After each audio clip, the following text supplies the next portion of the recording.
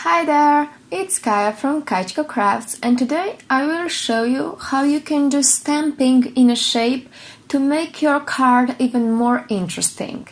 We will start by preparing our mask, and I will just use this normal piece of paper. This is just a normal typing paper, nothing special, and I will just draw half of a heart, just like we used to do when we were little kids and we wanted to have a shape that is equal on both sides, so that it's symmetrical.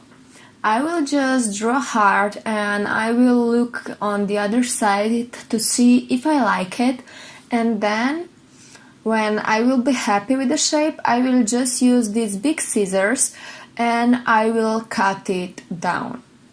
You want to make sure that you do this as quick as possible, or at least with a little moves as possible, because you want your lines to be really clean. So now you can see how my mask looks, and I will just secure it with some washi that I will put on the behind of my paper. I will be using my normal white cardstock, and I will do some stamping with my Memento Tuxido black ink, because we will be doing alcohol marker coloring later on, and you want to use ink that is suited for it. As you can see, I use my masking paper to cut down my masks. I am using these beautiful flowers from Jane's Doodles set called Bloom. And first I will just stamp the images in a random order, and you want to make sure that you are doing the stamping from the flower you want to be in the front, and then mask that off and stamp something on it, so when you are removing the mask you will have the image you stamped first at the top. You will understand what I'm talking about when I remove the masks, but right now I am just stamping the leaves, and I will make sure that I stamp over the lines of the heart, because it will help define the edges.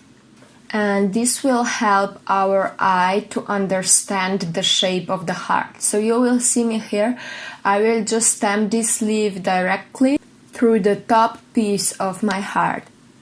And I will now just remove the masks, and you will see the magic.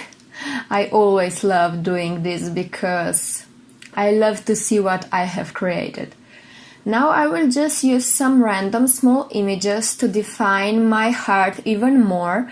This line is from Mother's Day set, and I will just stamp it randomly where I think that is too much white space. And then I will just use these little 3 dots from the plants set, from Jane's Doodles, of course. So I will just stamp this out and make sure that I cover as much white as possible, and now you will see this magic actually happen when I remove this mask. Look. For me, it's gorgeous already. I will use my Copics for coloring. Here you can see on the left side which colors I'm using, and I will just do some flicking motion, and I will make sure that I stop at the edges, so you will actually have that hard outline. But I will just color it as I would normally do. So where the shadows would be, I will put down the darkest shade, and then I will blend it out with a lighter shade. I will color all of the images the same way, so I will just show you this first one, and then we will just move on to the leaves. Here I had to use some Spectrum Noir markers because I don't own enough Copic colors, but you can always mix and match your alcohol-based markers because they are all made to blend easily. So I will just put down my dark color again, and I will blend it out with my Copic. And now to even more define the heart, I will use this really light blue color that will help to bring this heart to life. And this will be it for our coloring of this cute card. Next, I will stamp out my sentiment. I will use this Happy Birthday from Plants set. And now I decided that I want to have a black outline, so I just cut down some black cardstock, and now I will tape down this piece that we colored on top of it, and you will see that it will define edges even more, and for me it looks better this way.